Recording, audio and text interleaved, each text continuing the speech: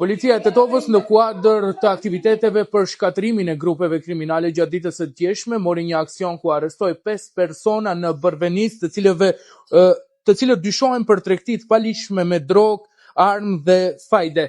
Gjatë bashkëtisjes që ka ndodhur orët e mëngjesit të ditës së djeshme tek personat arrestuar, gjithsesi në shtëpitë e tyre dhe objektet ndihmëse, janë gjetur armë të kalibrave të ndryshëm, pistolet, karabin, pushk për gjueti dhe një sasi e madhe e municionit.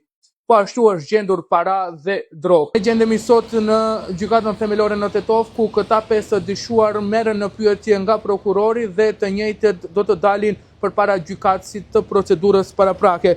Deri në këto momente që po flasim, ne kemi kuptuar nga informatat jo zyrtare se për 2 prej tyre është caktuar mase para burgimit prej 48 orësh, të cilët akuzohen për veprat penale 215, të neni 215 dhe 396 të kodit penal.